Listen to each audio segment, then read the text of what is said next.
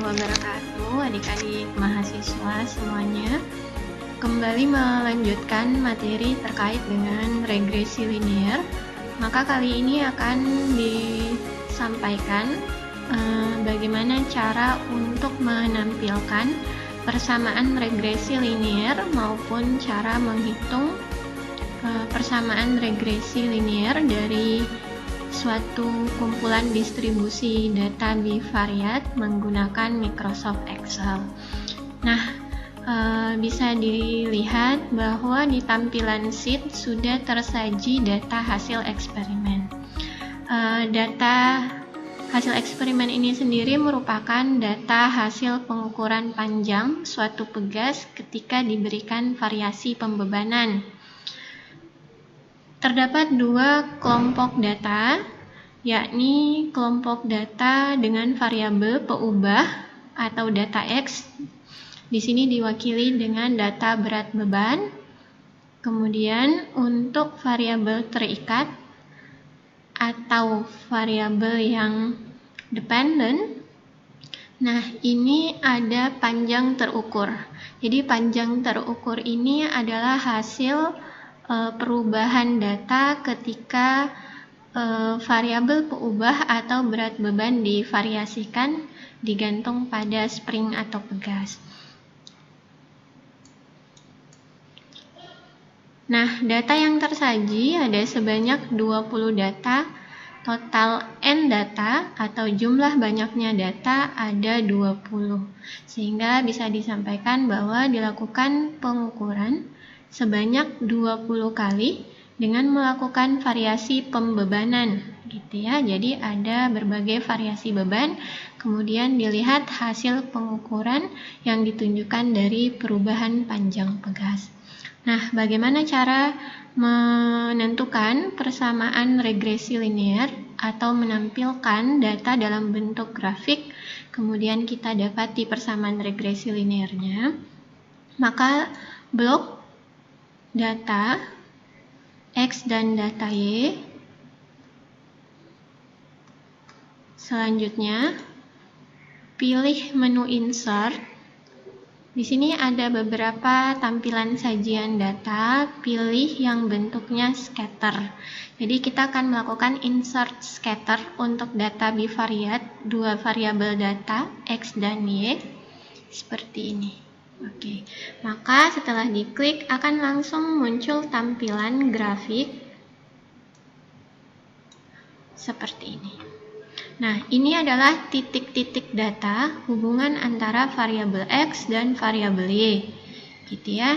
Jadi misalkan ketika kita melihat berat bebannya adalah 1,6, mungkin ya di sekitar sini nilainya, maka berapa panjang terukur? Ternyata panjang terukurnya adalah 5,24 inch. Nah, di sini mungkin masih terlalu polos untuk tampilan grafiknya.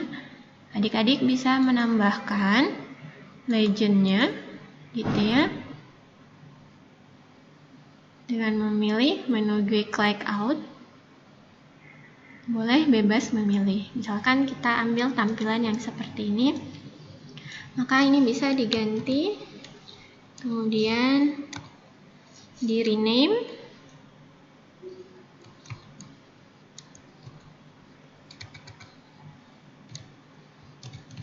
oke, dengan beban, kemudian kita masih menggunakan satuannya pound, kemudian untuk variabel Y-nya bisa diganti panjang terukur.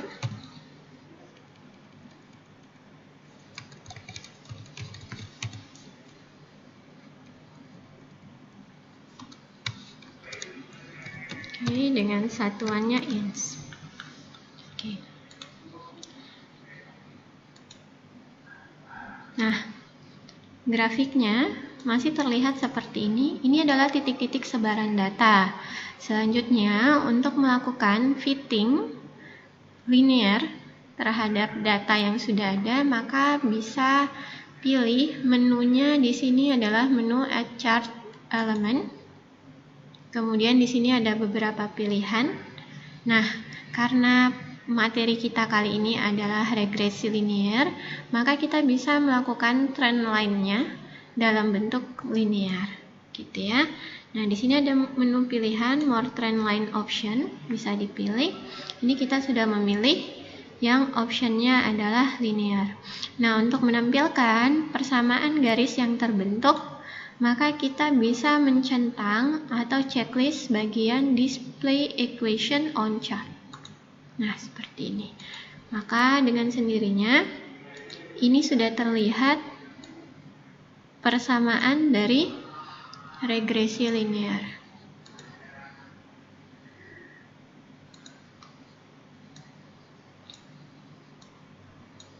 Nah, di sini untuk persamaan regresi linearnya didapati Y sama dengan 0,2046X ditambah dengan 4,997, gitu ya.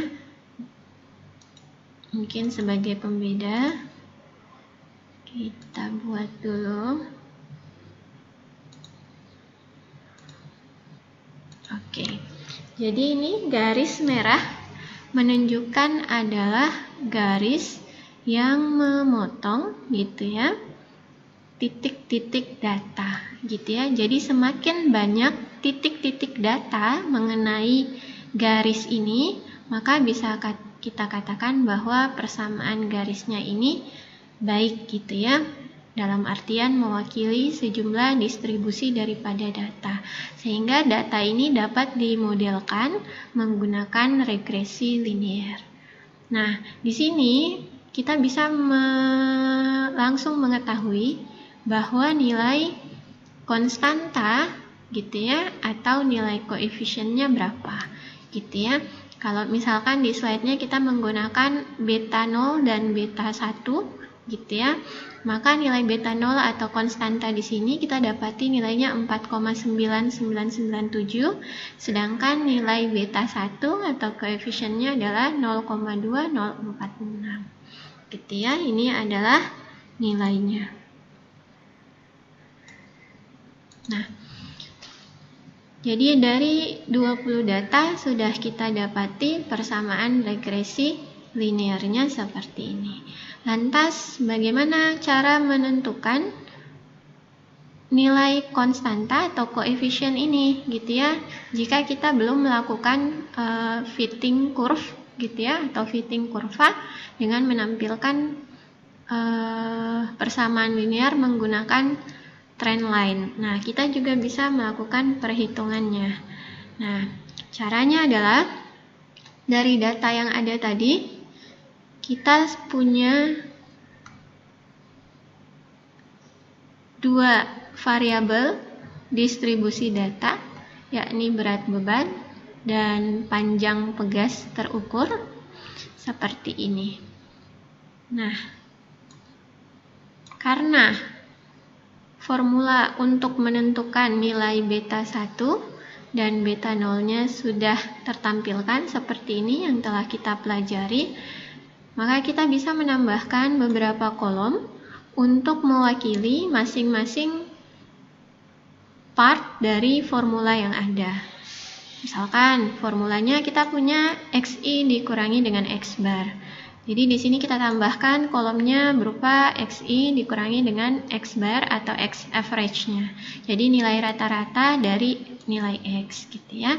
Kemudian kita juga punya nilai XI dikurangkan dengan nilai X average, kemudian dipangkatkan 2. Kemudian untuk variabel Y-nya juga kita buat sedemikian. Jadi kita menyesuaikan dengan formula yang ada di sini, gitu ya.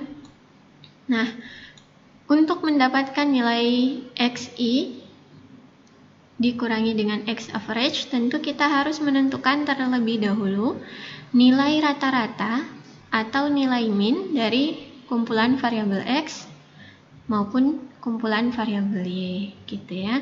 Caranya seperti apa? Caranya seperti yang sudah kita pelajari pada pertemuan awal terkait dengan ukuran pemusatan data, baik itu data tunggal maupun data berkelompok. Dalam hal ini datanya adalah data tunggal, sehingga kita bisa memilih formulanya gitu ya. Ini udah ada average-nya.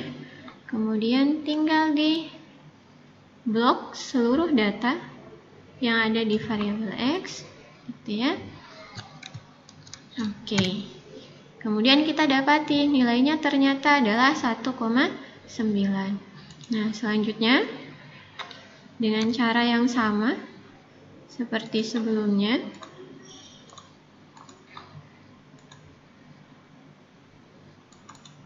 oke,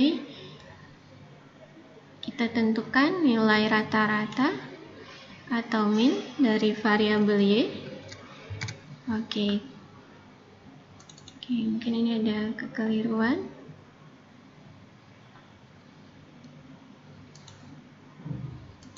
Bukan AVDEV ya, tapi kita pakai average. Oke,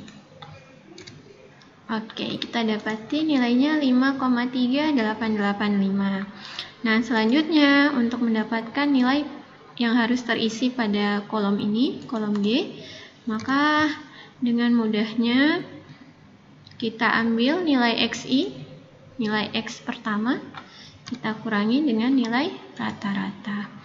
Nah, karena ini akan tetap kita gunakan nilai rata-ratanya, dengan mudahnya tambahkan tanda dolar gitu ya di antara nomor selnya.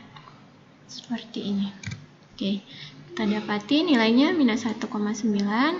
Kemudian tinggal kita tarik. Oke, kita dapati nilainya seperti ini ya, dari sini ke sini. Nah, selanjutnya ini tinggal kita kuadratkan hasilnya. Maka kita pangkatkan 2. Oke. Kita dapat hasilnya yang tadinya negatif sudah tidak ada lagi karena sudah kita kuadratkan. Maka hasilnya seperti ini. Next, selanjutnya untuk cara yang sama, nilai Y-nya kita arahkan ke sel D11, kita kurangi dengan Y average-nya seperti ini. Kita kasih lagi dolar. Oke, kita dapati nilainya seperti demikian. Kita tarik lagi nilainya, maka kita dapati hasil dari nilai YI dikurangi dengan nilai rata-rata dari kumpulan data Y. Nah, kemudian untuk kolom terakhir, ini tinggal kita kalikan sel nilai yang ada di sel G, kita kalikan dengan data nilai di kolom I, kemudian kita dapati hasilnya. Kita kursor, maka hasilnya seperti ini.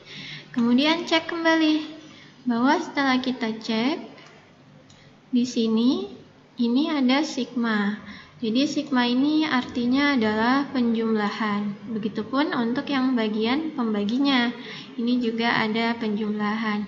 Maka dari data yang ada di kolom ini ya, kolom J, perlu kita cari total penjumlahan nilainya.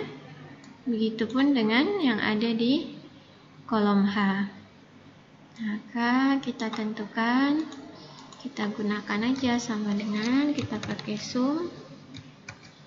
Kemudian kita blok nilainya dari H11 sampai H30 selnya, kita dapati ini nilai penjumlahannya.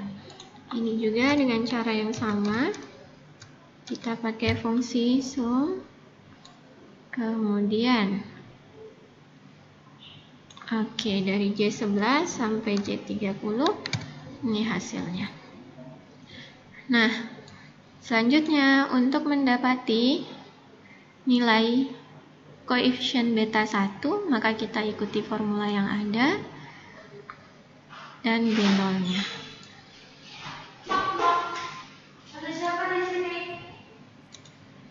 Oke, mengikuti formula yang ada, maka nilai beta 1 akan kita peroleh dengan mudahnya hasil penjumlahan atau sigma dari ini, ya, komponen XI dikurangi dengan X average atau X bar dikalikan dengan YI dikurangi dengan Y barnya.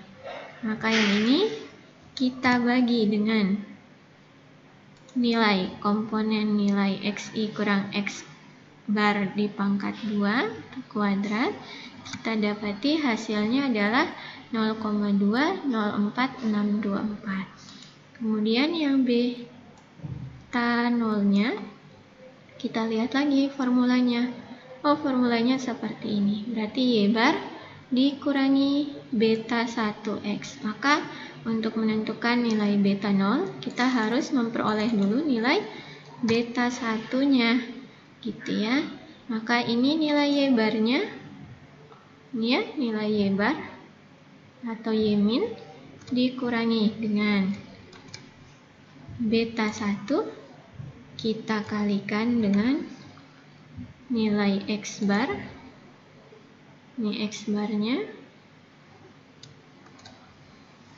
Nah, kemudian kita dapati nilainya 4,99714. Nah, mari kita lihat bahwa nilai ini apakah sesuai dengan persamaan regresi linear yang tadi telah kita peroleh menggunakan fitting kurva dengan menggunakan trendline linear.